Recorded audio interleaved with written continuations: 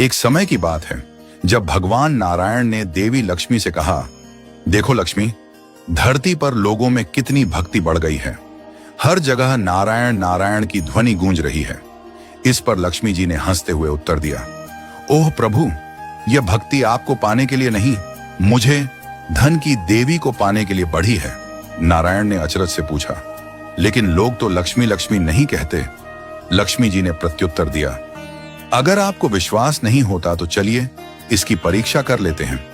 इस पर नारायण एक गांव में ब्राह्मण का रूप धारण कर पहुंचे और एक घर के द्वार पर दस्तक दी। घर के मालिक ने दरवाजा खोला और पूछा, आप कहां से आए हैं? ब्राह्मण रूपी नारायण बोले, मैं यहां भगवान की कथा कीर्तन करना चाहता हूं। घर के मालिक ने उनका स्वागत करते हुए कहा, ठीक है महाराज, आप मेरे घर में रहिए। जल्द ही गांव के लोग इकट्ठा हो गए और कथा की तैयारी कर दी गई। पहले दिन कुछ ही लोग आए, पर जब भगवान स्वयं कथा सुनाने लगे तो संगत बढ़ने लगी। दूसरे और तीसरे दिन भीड़ और भी अधिक हो गई। नारायण प्रसन्न हुए कि लोगों में कितनी भक्ति है। इसी बीच लक्ष्मी जी एक वृद्ध महिला का रूप लेकर उसी गांव में प्रवेश कर गईं। एक महिला जो ताला बंद कर कथा सुनने जा रही थी, उसके द्वार पर लक्ष्मी जी पहुंची और बोली, बेटी जरा पानी पिला दें। महिला ने कहा, माताजी, मुझे प्रवचन में जाना है, 3:30 बजे हो चुके हैं। लक्ष्मी जी ने फिर आग्रह किया, बेटी प्यास लगी है। महिला ने पानी लाकर दिया, जिसे पीने के बाद वह लोटा सोने का हो गया। यह देखकर वह महिला अचंभित हो गई और लक्ष्मी जी को भोजन कराने का आग्रह करने लगी, परंतु लक्ष्मी जी ने मना कर दिया और कहा कि वह अब जा रही हैं। इस घटना के बाद पूरे गांव में खबर फैल गई। अगले दिन कथा में लोगों की संख्या घट गई। नारायण ने कारण पूछा तो किसी ने बताया, एक चमत्कारिक माताजी आई हैं, जिनके आशीर्वाद से घरेलू सामान सोने का हो जाता है। यह सुनकर यजमान सेठ जी भी कथा से उठकर लक्ष्मी जी के पास पहुंच गए।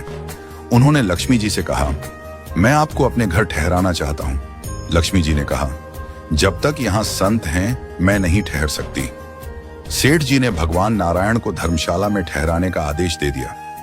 जब नारायण जी ने सेठ जी से कारण पूछा तो उन्होंने कहा, नहीं नहीं, अब आप यहां से जाओ, आपको धर्मशाला में रहना होगा, क्योंकि मुझे किसी और मेहमान को ठहराना है। तभी वहां लक्ष्मी जी आईं और सेठ जी से कहा, आप जरा बाहर जाइए, मैं इनसे बात कर लेती हूं। माता लक्ष्मी भगवान विष्णु से बोली, प्रभु, अब तो आप मेरे प्रभाव को मान गए। भगवान विष्णु बोले, हाँ लक्ष्मी, तुम्हारा प्रभाव धरती पर बहुत है, पर तुम्हें मेरी एक बात माननी होगी।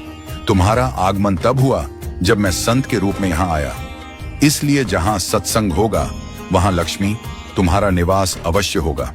यह कहकर भगवान विष्णु वहां से चले गए। प्रभु के जाने के बाद अगले दिन सेठ के घर गांव वालों की भीड़ उमड़ पड़ी। सभी चाहते थे कि वह माता उनके घर भी आए। तभी लक्ष्मी माता अपने असली रूप में प्रकट हुई। लक्ष्मी माता ने सेठ और सभी गांव वालों से कहा, अब मैं भी जा रही हूं। सभी कहने लगे, माता ऐसा क्यों? क्या हमसे कोई भूल हुई है? लक्ष्मी माता ने कहा, मैं वहीं रहती हूं जहां भगवान विष्णु का वास होता है। आपने जब नारायण को यहां से निकाल दिया तो मैं कैसे रह सकती हूं? इतना कहकर वह वहां से चली गई। उनके इन शब्दों ने ग्रामवासियों के हृदय में एक गहरी सीख छोड़ दी कि नारायण के प्रति समर्पण ही लक्ष्मी के आगमन का मार्ग प्रशस्त करता है।